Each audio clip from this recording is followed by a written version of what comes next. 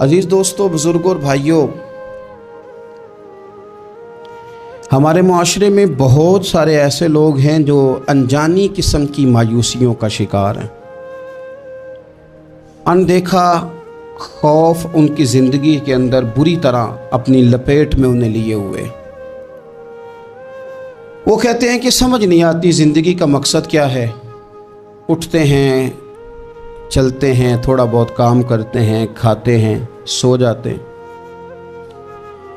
بہت سارا وقت ہمارا بور ہونے میں گزر جاتا ہے۔ بہت ساری سوچیں ہیں جو ہمارا پیچھا نہیں چھوڑتی۔ بہت سارے وسوسے ہیں جو غالب ہونے کو آتے ہیں، معاذ اللہ۔ وہ لوگ کہتے ہیں کہ دن چڑھ جاتا ہے، رات ہو جاتی ہے، زندگی اسی طرح ہماری بیت رہی ہے۔ ہم ہیں کہ سمجھنے سے آ رہی ہیں کہ یہ سارا کچھ کیا ہے۔ عزیز ساتھیوں، عزیز دوستو، یاد رکھیے گا کہ اللہ تبارک و تعالیٰ نے نا انسان کو جو پیدا کیا ہے تو بڑا ہی بامقصد پیدا فرمایا۔ اب کوئی اپنے مقصد کو بھول جائے اور جان بوجھ کر ان چیزوں میں الجھ جائے جو اسے مقصد سے بھی دور لے جائیں اور اس کا دینی، ایمانی، روحانی نقصان بھی کریں، تو پھر بہت سارے گڑھے ایسے ہیں جو ہم نے خود اپنے لیے تیار کر لیے۔ اللہ تبارک و تعالیٰ نے قرآن مجید کے اندر ارشاد فرمایا، جو آیت کا انداز ہے اور قرآن مجید کا جو سمجھانے کا طریقہ ہے، اگر اسی پر آپ غور کر لیں سادے ترجمے پر ہی، آیات کا پس منظر تو یہی بتا رہا ہے کہ کفار کو سمجھایا جا رہا ہے، پر یہ کہ قرآن تربیت تو ہماری کرتا ہے نا۔ اس عنوان پہ جو ہمارے لیے قرآن مجید نے انمول موتی دیے ہیں ان پر بھی تو غور کرے نا۔ رب فرماتا ہے فَحَسِبْتُمْ أَنَّمَا خَلَقْنَاكُمْ عَبَثًا، کیا تم نے یہ سمجھ لیا ہے کہ ہم نے تمہیں بیکار پیدا کیا ہے؟ وَأَنَّكُمْ إِلَيْنَا لَا تُرْجَعُونَ، اور یہ کہ تمہیں ہماری طرف لوٹ کر نہیں آنا۔ کیا تم نے سمجھا ہے بیکار ہے تمہارا پیدا ہونا، بڑا ہونا، مشکلوں سے ماں باپ کا تمہیں پالنا، یہ سارا کچھ ایسے ہی ہے؟ یہ تو اس مالک نے تمہیں بنایا ہے جو ساری حکمتوں کو جاننے والا ہے، جس کا علم، جس کی قدرت، جس کی حکمت ہر چیز کا احاطہ کیے ہوئے، اس نے تمہیں بنایا۔ تم جب اپنا مقصد ہی بھول گئے، مقصد کیا تھا؟ وَمَا خَلَقْتُ الْجِنَّ وَالْإِنسَ إِلَّا لِيَعْبُدُونَ، رب فرماتے ہیں جن اور انسان میں نے اپنی عبادت کے لیے پیدا فرمائے۔ ہمارے اوقات تیزی سے ضائع ہو رہے ہیں، تیزی سے، اور ہم انجانی قسم کی اور نہ چاہنے والی مصروفیات کا شکار ہیں، اور پتہ نہیں ہم کہاں جانا چاہ رہے ہیں، کہاں کھڑے ہونا چاہ رہے ہیں، کہاں رکنا، کہاں رہنا چاہ رہے ہیں۔ میرے رسول پاک صلی اللہ تعالیٰ علیہ وسلم کے غلاموں، ہمارے ہاں نا کچھ لوگ ایسے ہیں جن کے پاس کچھ چیزیں ہیں، کچھ چیزیں نہیں ہیں۔ کچھ لوگوں کے پاس مال ہے، کچھ کے پاس نہیں ہے۔ کچھ لوگ ایسے ہیں جن کے پاس کوئی عہدہ ہے، کوئی طاقت ہے، کوئی دنیاوی منصب ہے، کچھ کے پاس نہیں ہے۔ لیکن وقت ایک ایسی قیمتی چیز ہے جو سب لوگوں کے پاس موجود ہے۔ اب شرط یہ ہے کہ اس کو صحیح کر کے ترتیب دیا جائے، اپنے اوقات کو فارغ نہ گزارا جائے۔ مجھے بھی ایک دن ایک دوست نے کہا تھا کہ میں بور بہت ہوتا ہوں، تو میں نے کہا یار شاید ہم بھی ہوتے ہوں، لیکن اب بور ہونے کا وقت بچا کوئی نہیں زندگی میں۔ اب اتنا ٹائم نہیں ہے کہ بور ہوا جائے، کسی نہ کسی کام بندہ لگا رہے، تو پھر ایسا محسوس ہوتا ہے کہ بور ہونے کے لیے کوئی گنجائش ہی زندگی میں باقی نہیں بچی۔ اگر آپ چیزوں کو مینج ہی نہیں کرتے، ہمارا وقت کیسے گزرتا ہے بھلا؟ جو چیز ہم سب سے زیادہ ضائع کر آئے ہیں زندگی میں پیچھے اور کر رہے ہیں وہ وقت ہے۔ اسے ہم بڑا قیمتی بنا سکتے تھے۔ ہیرے موتی سے زیادہ قیمتی وقت کے لمحات تھے جو ہم نے بڑی بے دردی سے ضائع کی، بڑی بے دردی سے۔ کہاں کہاں ضائع ہو رہا ہے؟ ہوٹلوں میں، قہوہ خانوں میں، گپوں میں، غیبتوں میں، چغلیوں میں، دوسروں کو نیچا دکھانے میں، سازشیں کرنے میں۔ ہمارے ہاں لوگ سازشوں میں وقت ضائع کرتے ہیں، ہمارے ہاں لوگ موبائلوں پہ وقت ضائع کرتے ہیں، فضول قسم کی ہماری ابحاث ہے جن میں وقت ضائع ہوتا ہے۔ اس ضائع ہونے والے وقت نے ہم سے ہمارا بڑا کچھ چھینا ہے۔ ہمیں بڑی ناکامیوں پہ لا کھڑا کیا. وہ ناکامیاں ہم دوسروں کے اوپر تو ڈالنے کو تیار ہو جاتے ہیں, اس کا الزام تو مختلف جگہ پہ دھر دیتے ہیں, پر یہ ماننے کو تیار نہیں ہوتے کہ ہم نے زندگی میں وقت بڑا ضائع کیا.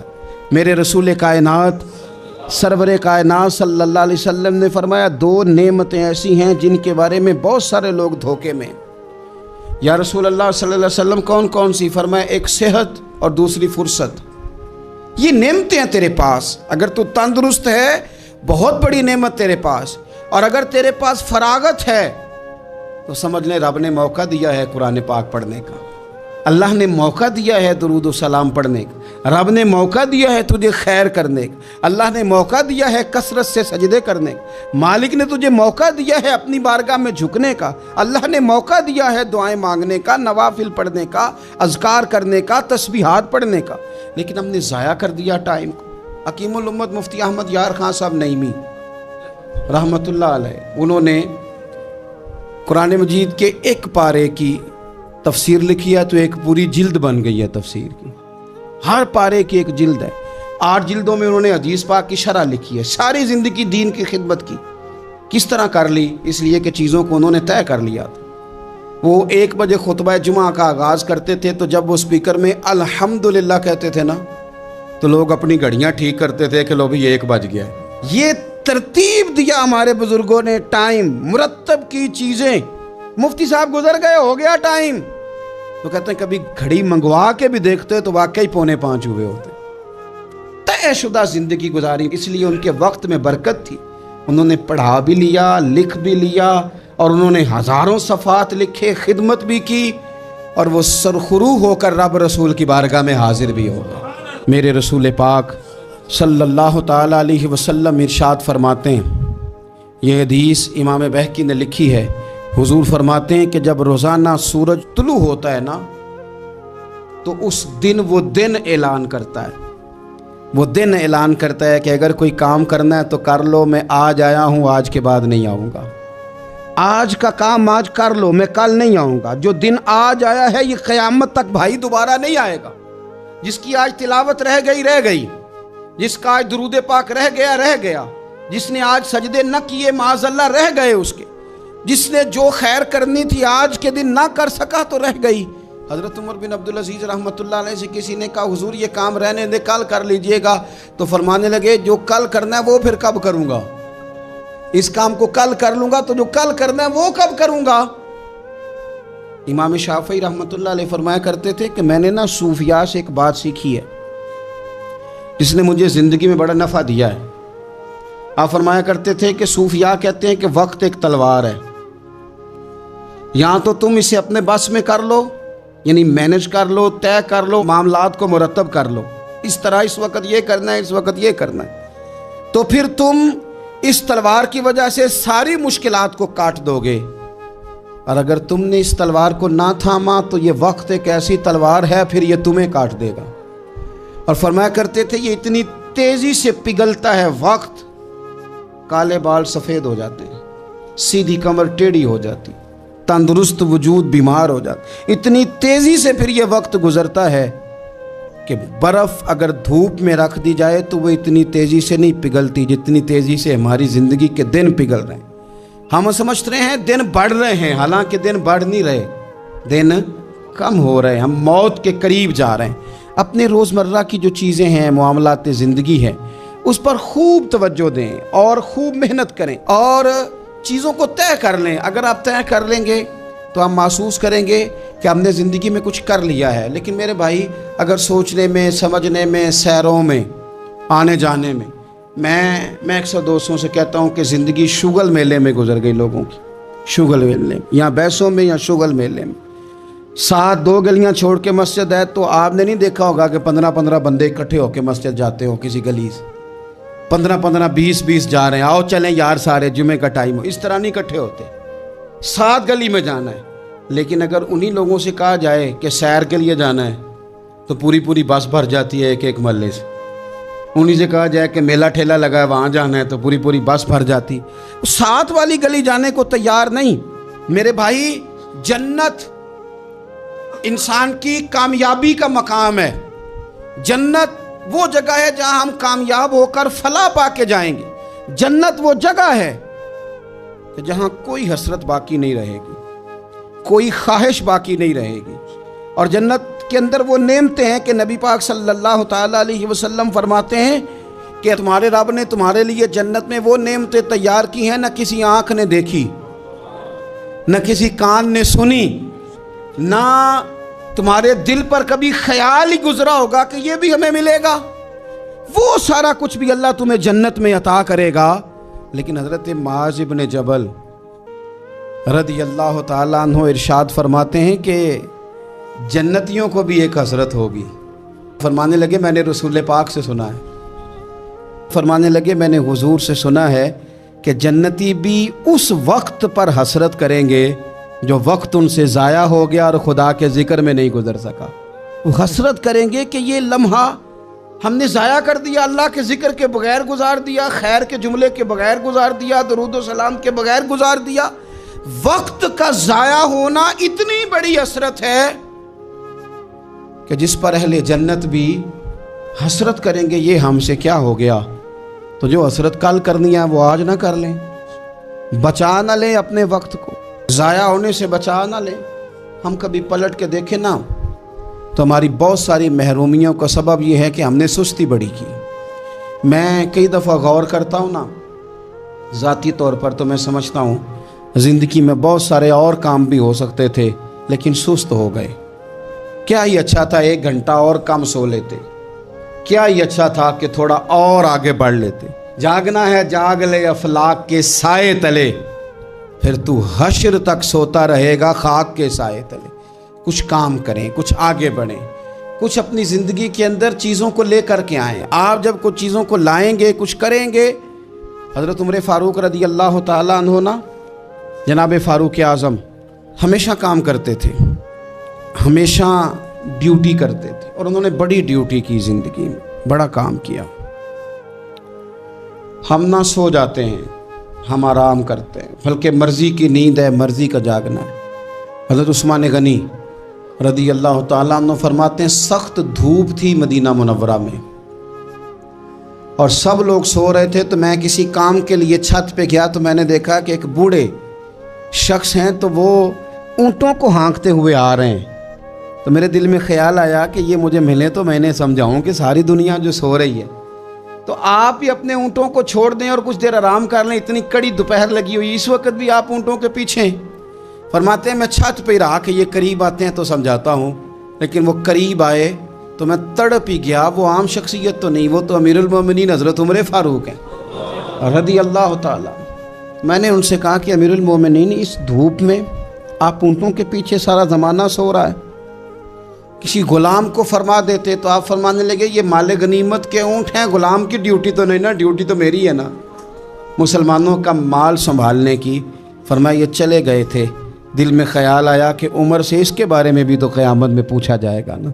तो जो सोने वाले हैं वो सो रहे हैं, पर मेरी तो ड्यूटी है ना, मुझे तो जागना है ना। आला हज़रत फ़ाज़िल बरेलवी रहमतुल्लाह अलैह फरमाते हैं सूना जंगल रात अंधेरी, छाई बदली काली है, सोने वालों जागते रहना क्योंकि चोरों की रखवाली है। सोने वालों, एक तो सोने से ये मुराद है ना, और एक सोने से मुराद सोना है जो बड़ा कीमती होता है। सोने वालों जागते रहना, चोरों की रखवाली है। हज़रत मुआविया बिन खुदैज रज़ियल्लाहु ताला अन्हु एक सहाबी हैं, वो फरमाते हैं कि मैं इस्कंदरिया की फ़तह हुई तो मेरी ख्वाहिश हुई जनाब उमर को जाके खुशखबरी सुनाऊं, लेकिन जिस वक़्त मैं मदीना शरीफ पहुंचा ना तो सब लोग दोपहर का आराम कर रहे थे। अब हमारे आराम में कोई खलल डाले सवाल ही पैदा नहीं होता। अम्मा को भी इजाज़त नहीं होती, और फिर अगर कोई सोते हुए हमें उठा दे और हम जाग जाएं तो फिर जो हमारा रवैया होता है अल्लाह ही खैर करे। बादशाह सलामत कोई जगा दी है, हम बहुत सारे माज़अल्लाह अदब अदाब भी भूल जाते हैं, नींद ज़ाया कर दी। तो हज़रत मुआविया बिन खुदैज रज़ियल्लाहु ताला अन्हु कहते हैं मैं मदीना शरीफ आया, दोपहर का वक्त था, इस्कंदरिया की फ़तह हो गई, खुशखबरी सुनानी थी। तो मदीना शरीफ जब मैं पहुंचा तो सब लोग आराम कर रहे थे, तो मैंने मुनासिब नहीं समझा सैयदना फ़ारूक आज़म के घर जाना। मैंने कहा शाम को बात करूंगा। शाम को मेरी मुलाकात हुई, गोया असर के बाद मुलाकात हुई, जब मगरिब में मुलाकात हुई तो मैंने कहा हुजूर वो मैं اور مبارک ہو اللہ نے فتح دے دی، تو آپ فرمانے لگے یار میں تو بڑی دیر سے منتظر تھا، سو نہیں سکا۔ تو کہتے ہیں میں نے کہا حضور میں تو اسی لیے نہیں آیا کہ آپ آرام کر رہے ہوں گے۔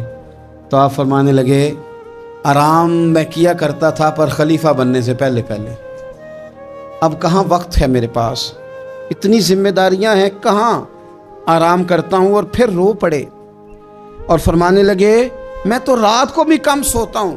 حضور کیوں؟ فرمانے لگے دن مخلوق کے کام دیکھتا رہتا ہوں اور رات ہوتی ہے تو رب کی عبادت کرتا رہتا ہوں، میں نے تو رات کو بھی سونا کم کر دیا۔ ہماری زندگی میں بہت ساری میرے بھائی ہماری ناکامیوں کی وجہ ہماری سستی بنی، ہماری کاہلی بنی، ہماری لاپرواہی بنی۔ بہت سارے افسران ایسے ہیں جن کے عملے کی خرابی کی وجہ یہ ہے کہ وہ اٹھ کے باہر آ کے چیک کرنا پسند ہی نہیں کرتے کہ عملے کے لوگ کیا کر رہے ہیں۔ بہت سارے ایسے اداروں کے سربراہان ہیں کہ جو اپنے دفتر سے اٹھ کے باہر آ کے دیکھنا پسند ہی نہیں کرتے کہ عملے کے لوگ کر کیا رہے ہیں۔ تو جب ہم ان چیزوں کو پرکھتے نہیں، دیکھتے نہیں، محاسبہ ہی نہیں کرتے، تو پھر چیزیں شترے بے مہار ہو جاتی ہیں۔ اپنی زندگی میں چیزوں کو مینج کریں۔ نوجوانوں نے تو بالکل طے کر لیا ہے کہ مرضی سے سونا ہے اور ہر کام الٹ کرنا ہے۔ کوئی نوجوان ملنے آیا تھا تھوڑے دن پہلے دوپہر کو، تو میں نے کہا کھانا کھلائیں، تو کہنے لگے پیر صاحب ابھی تو میں نے ناشتہ کیا ہے۔ تو میں نے کہا میاں 12:30 جس نے ناشتہ کیا ہے تو دوپہر کا کھانا 6 بجے کھائے گا، اور رات تیری کب ہوگی؟ پھر یہی ہے نا کہ 12:30 اماں تو بیچاری بڑھاپے میں اٹھ کے پکا کے نہیں دے گی، تو برگر ہی کھائے گا، اور سویرے وہ ہضم نہیں ہوگا، پھر تو دوائی بھی کھائے گا۔ جب آپ فطرت کے خلاف چلتے ہیں، رات رب نے سونے کے لیے بنائی اور دن جاگنے کے لیے، تو جب الٹ کرو گے جوانوں تو صحت پر بھی اس کا اثر پڑے گا۔ دن کی جو نیند ہوتی ہے وہ سستی پیدا کرتی ہے، اور رات کی نیند آپ کی تھکاوٹیں دور کرتی ہے۔ تو جس چیز نے آپ کو سست کرنا ہے اس پر توجہ زیادہ ہے، اور جس چیز نے آپ کو طاقتور کرنا ہے اس پر آپ کی توجہ نہیں۔ وقت پر رات کو سونا اور کچھ نہ کچھ کرتے رہنا۔ میری بزرگوں سے بھی گزارش ہے کہ ریٹائرمنٹ کی زندگی اور جوانوں سے بہت زیادہ امیدیں لگا لینا اور کمزور پڑ جانا، یہ بھی چیزیں انسان کے لیے مشکل پیدا کرتی ہیں۔ کیوں ریٹائر ہوں؟ کبھی تلاوت سے بھی بندہ ریٹائر ہوا ہے، کبھی درود و سلام پڑھنے سے بھی بندہ ریٹائر ہوا ہے، کبھی معاذ اللہ کثرت نفل سے بھی بندہ، نوافل سے بھی بندہ ریٹائر ہوا ہے۔ اللہ اللہ کریں، کچھ کام کریں۔ حضرت امام قاضی ابو یوسف رحمۃ اللہ علیہ، آپ پہلے قاضی القضاء ہیں امت کے۔ امام اعظم ابو حنیفہ رحمۃ اللہ علیہ کے آپ شاگرد ہیں، چیف جسٹس بنایا تھا ہارون رشید نے آپ کو۔ ساری زندگی علم پڑھنے میں، علم پڑھانے میں گزری۔ وہ جو نبی پاک صلی اللہ علیہ وسلم کا فرمان ہے نا، ہمیشہ سیکھنے کا، طلب کرنے کا، اس پر بڑے شوق سے عمل کیا۔ آخری وقت آیا تو بڑے بیمار ہو گئے تھے۔ شیخ ابراہیم ایک عالم ہیں، وہ کہتے ہیں میں آپ کی زیارت کے لیے گیا تو آپ نا اتنے علیل تھے کہ بے ہوشی کے عالم میں آپ آرام کر رہے تھے۔ میں بیٹھا تو ہوش آیا۔ ساری زندگی علم پڑھانے میں، دین سیکھنے میں، دین سکھانے میں، لوگوں کو بتانے میں، تحقیق کرنے میں گزر گئی۔ آنکھ کھلتے ہی نا مجھ سے کہنے لگے اچھا ہوا ابراہیم تم آ گئے، ایک مسئلہ ڈسکس کرنا تھا۔ میں نے کہا حضور اس حال میں بھی؟ تو کہنے لگے اچھا نہیں دین پڑھتے پڑھاتے سیکھتے سکھاتے دنیا سے چلے جائیں، ہم سے زیادہ خوش نصیب کون ہوگا؟ کہتے ہیں میں اتنا متاثر ہوا کہ دنیا سے جا رہے ہیں، شوق ابھی بھی علم کا ہے، آخری ہجکیاں ہیں اور علم کا ابھی بھی شوق ہے۔ فرماتے ہیں ان کی طبیعت میں بڑی نکات تھی، مسئلہ بتایا، پھر لیٹ گئے۔ میں نے سلام لی، اور جب میں ان کے دروازے سے آگے گزرا تو پیچھے سے کسی کے رونے کی آواز آئی۔ میں نے پوچھا کیا ہوا؟ تو کہنے لگے امام ابو یوسف کا وصال ہو گیا۔ آخری دم تک ان لوگوں نے اپنے معاملات کو نہیں چھوڑا، چیزوں کو مینج کر کے رکھا۔ مسند امام احمد بن حنبل میں حضرت انس بن مالک رضی اللہ تعالی عنہ کی حدیث ہے، میرے نبی پاک صلی اللہ علیہ وسلم نے فرمایا قیامت قائم ہونے لگے، تمہیں پتہ لگ جائے قیامت آنے والی ہے، اور تمہارے ہاتھ میں ایک چھوٹا سا پودا ہو، تو فرمایا قیامت قائم ہونے سے پہلے پہلے اسے بھی لگا دینا، خیر کا کام کر ہی لینا۔ وہ جو تمہارے پاس تھوڑا سا وقت ہے تو وہ بھی انتظار میں نہ گزار دینا کہ قیامت آ رہی ہے تو انتظار کروں، فرمایا وہ پودا بھی لگا دینا تاکہ اس کا ثواب بھی تمہارے نامہ اعمال میں پہنچ جائے۔ کیوں وقت ضائع کریں، کیوں لمحات ضائع کریں، کیوں ایسا کام کریں جو ہمارے لیے بڑی مشکل کا باعث ہے۔ ہم نے ابھی تک طے نہیں کیا کہ ہم نے کرنا کیا ہے۔ بہت سارے لوگ ابھی تک طے نہیں کر پائے کہ میں دراصل ہوں کیا، میرا سفر کیا ہے، میں نے جانا کدھر۔ بہت سارے لوگ ایسے ہیں جن کی ابھی تک ساری توجہ دوسروں پر ہے، اپنے اوپر توجہ کر ہی نہیں سکے۔ ہم نے طے ہی نہیں کیا، اور جو کام کرنے والے تھے 39 سال عمر پائی حضرت عمر بن عبدالعزیز نے، 39 سال، پورے 40 نہیں، لیکن وہ کروڑوں بار درود و سلام بھی پڑھ گئے، وہ سینکڑوں مرتبہ قرآن مجید بھی ختم کر گئے۔ پچھلے ان سے قبل گزرنے والے بادشاہوں کی زیادتیاں معروف تھیں، لیکن وہ آئے تو نظام حکومت کو عدل سے بھی بھر گئے۔ لوگ بڑی بڑی آسائشوں میں زندہ تھے، انہوں نے بادشاہی میں فقیری کر کے بے دکھا دی۔ انہوں نے اس طرح کا نظام دنیا کو دے دیا کہ زکوٰۃ دینے والا ملتا تھا، لینے والا ملتا ہی کوئی نہیں تھا۔ 39 سال کی عمر میں سرخرو ہو کر رب رسول کی بارگاہ میں بھی پہنچ گئے، سارا کمال حاصل ہو گیا۔ عمر کتنی پائی؟ 39 سال۔ میرے محبوب پاک علیہ السلام کی جو ظاہری عمر مبارک ہے وہ 63 سال ہے، اور 23 سال حضور کا دور تبلیغ ہے، اس میں 27 جنگیں لڑی ہیں نبی پاک صلی اللہ علیہ وسلم، 27۔ اس کے اندر میرے نبی پاک صلی اللہ علیہ وسلم نے تبلیغ کے لیے کفار سے مقابلہ کیا، طائف سے لے کر تبوک تک کے سفر کیے۔ میرے اور کائنات کے محبوب علیہ السلام نے ان 23 سالوں کے اندر حضرت بلال حبشی رضی اللہ تعالیٰ عنہ کی آوازیں زمین سے لے کر جنت تک اپنے مقدس کانوں سے سماعت بھی فرمائیں۔ اپنے غلاموں کو اتنے درجوں تک حضور نے پہنچایا۔ حضور نے پوری دنیا میں ابلاغ دین بھی کیا، کتاب و سنت بھی سکھایا، نبی پاک نے واعظ و نصیحت بھی فرمائی، جنگوں اور غزووں میں بھی وقت دیا۔ کفار کے ساتھ جہاں معاہدے کرنے تھے وہ معاہدات بھی حضور نے کیے، لیکن یہ ساری چیزوں کے باوجود اپنی ازواج کو بھی وقت دیا، ان کی خوشیاں انہیں فراہم بھی کیں۔ ان ساری چیزوں کے باوجود میرے محبوب نے سیدہ فاطمہ سے، سیدہ رقیہ سے، سیدہ ام کلثوم سے، بڑی سب سے صاحبزادی سیدہ زینب، ان سب سے محبت بھی فرما لی۔ اور ان 23 سالوں میں حضور کے کنوں پہ امام حسن بھی کھیلے اور گود میں امام حسین بھی کھیلے۔ سارا ہی وقت حضور نے مینج کیا، سارا وقت حضور نے مینج کیا، ہر چیز نبی پاک صلی اللہ علیہ وسلم نے ہمیں طے کر کے دے لی۔ میرے عزیز یاد رکھیں، اپنی زندگی کے اندر چیزوں کو مرتب کریں۔ ہمارا اتنا وقت بے معنی، بے مقصد گزر رہا ہے، بے مقصد۔ اور ایک بات آخر میں اور بھی آپ سے عرض کرنی ہے، ان لوگوں کی صحبت سے بھی بچیں جو وقت کو ضائع کرتے ہیں۔ سست لوگوں کے پاس بیٹھو گے نا تو سستی آئے گی، ان لوگوں کے پاس بیٹھو گے نا جو کچی کچی مایوس باتیں کرتے ہیں معاذ اللہ، تو آپ کے اندر وہ باتیں بھر دیں گے۔ صحبت نہ چاہتے ہوئے بھی بندے پر اثر ڈالتی ہے۔ آپ اپنی زندگی میں ان لوگوں کی صحبت اختیار کریں، ان لوگوں کی کہ جو آپ کو تازہ دم رہنا سکھائیں۔ اقبال نے کہا پلٹنا جھپٹنا، جھپٹ کر پلٹنا، لہو گرم رکھنے کا ہے ایک بہانہ۔ حضرت ملا رومی رحمۃ اللہ علیہ فرماتے ہیں بکریوں کے بیچ نا شیر کے چھوٹے سے بچے نے رہنا شروع کر دیا تھا، تو صحبت بکریوں کی تھی نا، اس کا بھی ذوق اسی طرح کا بن گیا۔ کچھ لوگ ناکام لوگوں کے اندر وقت گزارنے لگتے ہیں تو اپنی صلاحیتیں بھی ضائع کر بیٹھتے، اس کا بھی اسی طرح کا ذہن بن گیا۔ تو ایک دن شیر نے آ کے جب دھاڑا تو بکریاں دوڑی، تو وہ شیر حالانکہ جوان ہو گیا، وہ بھی دوڑ گیا۔ شیر سمجھ گیا کہ بکریوں کی صحبت نے بکری کر دیا ہے۔ اس نے کہا کہ باقی باتیں تو بعد میں، اسے یاد کرانا ہے کہ تو شیر ہے، اسے یاد کرانا ہے کہ تو نکل کے صحرا سے جس نے روما کی سلطنت کو الٹ دیا تھا، سنا ہے میں نے یہ قدسیوں سے کہ وہ شیر پھر ہوشیار ہوگا۔ فرماتے ہیں کہ اس شیر نے نا کسی طریقے سے، بکریاں تو بھاگ گئیں، تو اس شیر کو وہ گھیر کے لایا دریا کے پل کے اوپر، اور جب وہ پل کے اوپر کھڑا ہوا اور اس نے نیچے دیکھا نا پانی میں، او ہو میں تو شیر ہوں۔ اب جب شیر اس کی طرف گیا تو وہ جوان تھا، وہ دھاڑا، تو شیر کہنے لگا میں تجھے کھانے نہیں آیا، صرف تجھے یاد کرانے آیا ہوں کہ تو شیر ہے۔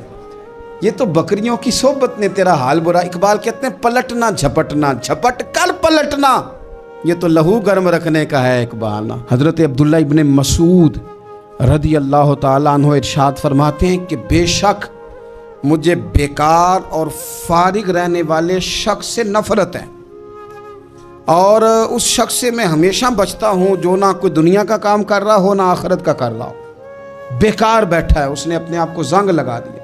میں اس شخص سے ہمیشہ بچتا ہوں، دور رہتا ہوں، بری ہوں ایسے بندے سے، میں نہیں قریب جاتا. حضرت عبداللہ ابن مسعود فرماتے ہیں کہ بچو ایسے لوگوں سے کہ جنہوں نے خود بھی ایک ناکام زندگی گزار رہے ہیں وہ، اور تمہیں بھی وہ وہی رغبت دیں گے.